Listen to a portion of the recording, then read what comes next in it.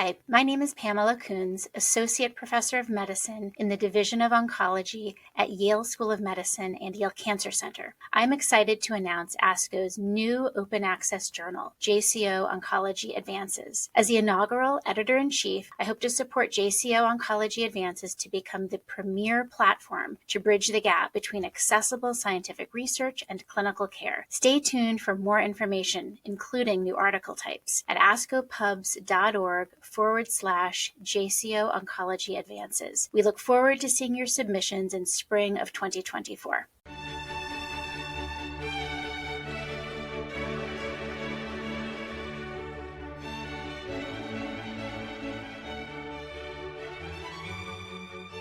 This JCO podcast provides observations and commentary on the JCO article, Wait and See Policy for Clinical Complete Responders After Chemoradiation for Rectal Cancer by Monica Maas et al.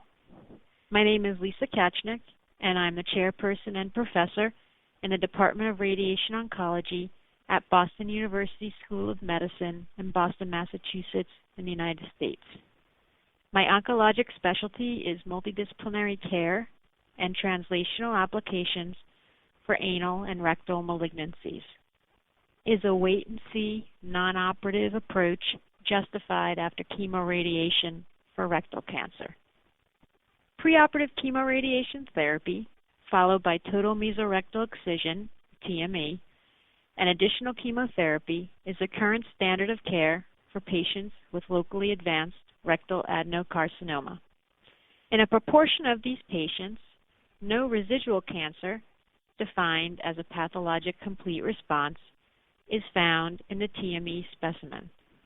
As surgical resection is associated with additional morbidity and mortality, especially in the elderly population, the concept of a non-operative wait-and-see treatment strategy in patients achieving a clinical complete response after neoadjuvant chemoradiation has been suggested. The initial investigation into this approach was reported by Habergama and colleagues in the Annals of Surgery in 2004.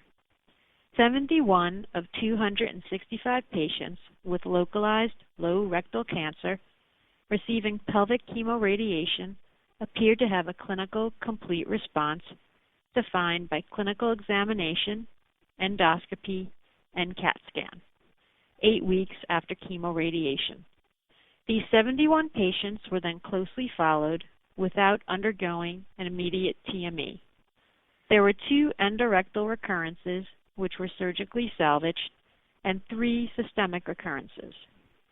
5-year overall and disease-free survival rates were 100% and 92%, respectively. However, it is important to note that this was a retrospective report which included approximately 20% stage T2 patients. And other wait-and-see retrospective series have not confirmed these intriguing results. The primary difficulty in selecting appropriate patients for a non-operative approach is the ability to accurately predict complete response.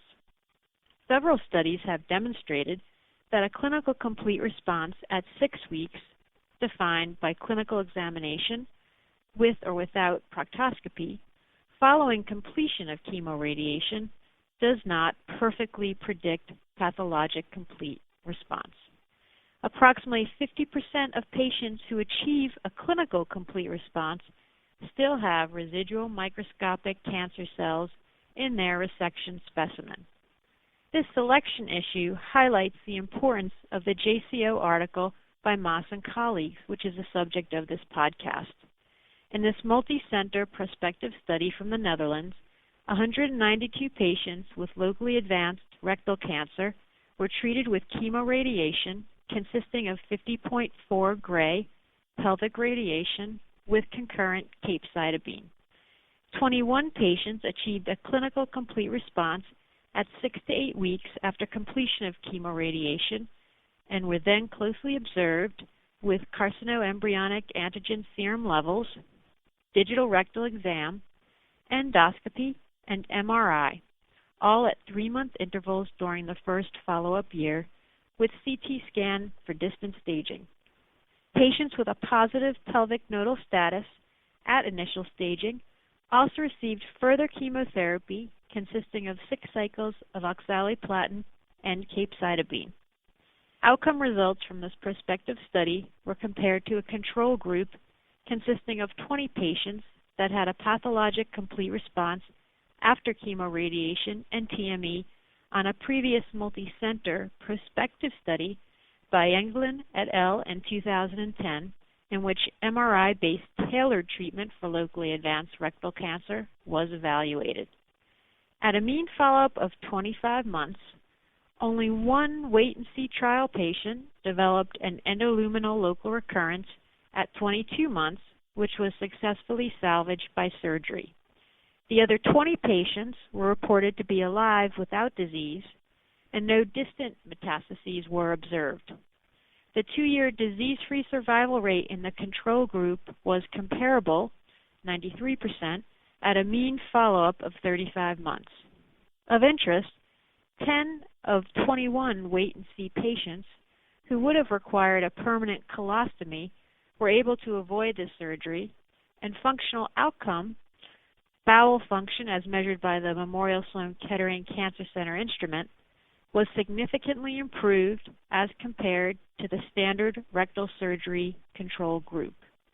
It is important to note that the strengths of this study by Moss et al., in addition to its prospective nature and inclusion of a control group with functional outcome data, included its strict patient selection design and clinical complete response definition based on modern MRI imaging.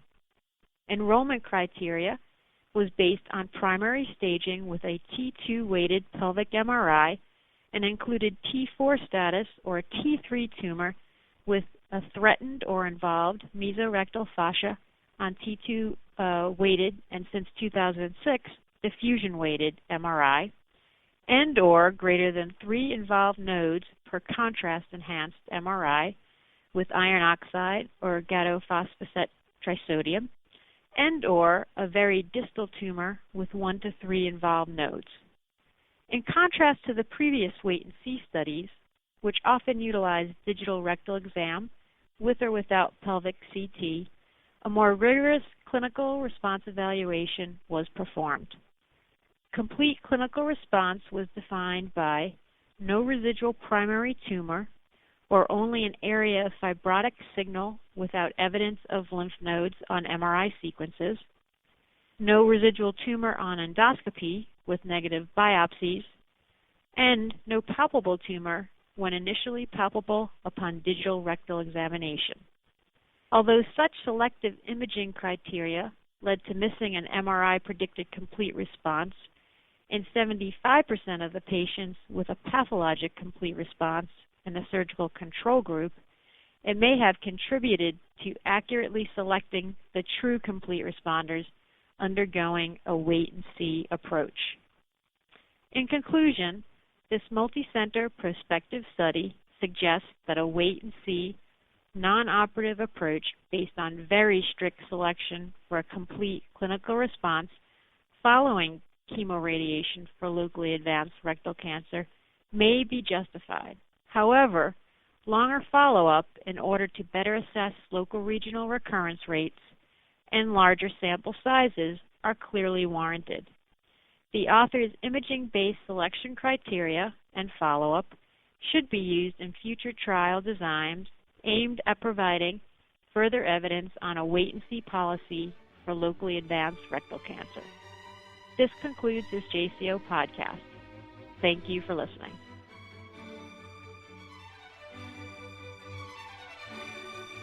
For more original research, editorials, and review articles, please visit us online at jco.org.